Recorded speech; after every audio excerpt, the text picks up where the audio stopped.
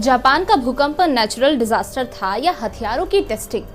Social media पर कुछ इस तरह की खबरें फैल रही है। क्या ये खबर सच है? क्या सच में नए साल पर जापान में आया भूकंप किसी हथियार का परीक्षण था? चलिए विस्तार से चर्चा करते हैं।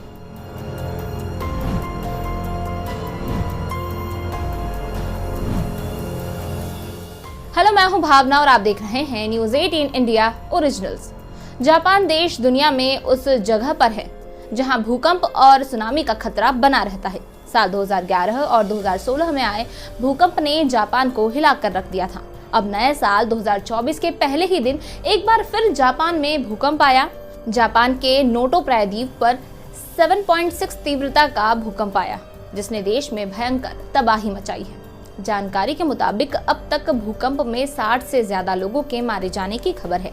सैकड़ों घर और इमारतें मलबे में तब्दील हो गई हैं। शहरों में बिजली नहीं है। 3 दिनों बाद भी अब तक लगभग 30,000 से ज्यादा लोग बिना बिजली के रह रहे हैं। जिन लोगों के घर भूकंप से तबाह हो गए हैं, उनके पास ना छत है और ना ही खाने को खाना।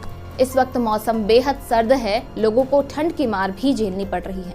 जापान सरकार राहत और बचाव के कामों में जुटी है, लेकिन भूकंप ने इस तरह तबाही मचाई है कि सरकार को भी लोगों तक मदद पहुंचाने के लिए कड़ी मशक्कत करनी पड़ रही है। आपको बता दें कि भूकंप का केंद्र जापान का शुजू कस्बे में था। वहां पर 5,000 से ज्यादा घर टूट चुके हैं या फिर जलकर खाक हो गए हैं। भूकंप नए साल के पहले दिन यानी कि 1 जनवरी को आया था और अब तक राहत और बचाव काम हो रहे हैं। रेस्क्यू टीम अब तक घरों और इमारतों के मलबे में दबे लोगों को खोज रही है। ऐसे में आप सोच सकते हैं कि जापान में कितनी भयंकर त्रासदी मची होगी। भूकंप वाले इलाकों में अब तक लैंडस्लाइड का डर भी बना हुआ है। इसी बीच सोशल मीडिया पर भूकंप को लेकर कई तरह की बातें सामने आ रही है। सोशल मीडिया पर पिछले भूकंप और सुनामी की तस्वीरें शेयर करते हुए कहा जा रहा है कि जापान में आया भूकंप प्राकृतिक भूकंप नहीं था, ये एक आर्टिफिशियल भूकंप था जिसके लिए भूकंप हथियार का इस्तेमाल किया गया। लेकिन कुछ जापानी लोग इसे झूठ और बकवास बता रहे हैं।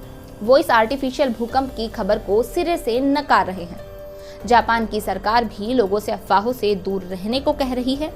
सरकार का कहना है कि ये खबरें बेबुनियाद है और साथ ही अफवाहें राहत और बचाव में बाधा डाल रही हैं। खैर, इस बात में कितनी सच्चाई है ये नहीं पता, लेकिन जापान प्रशांत महासागर के रिंग ऑफ फायर जोन में आता है, जहां भूकंप और सुनामी का खतरा सबसे ज्यादा होता है।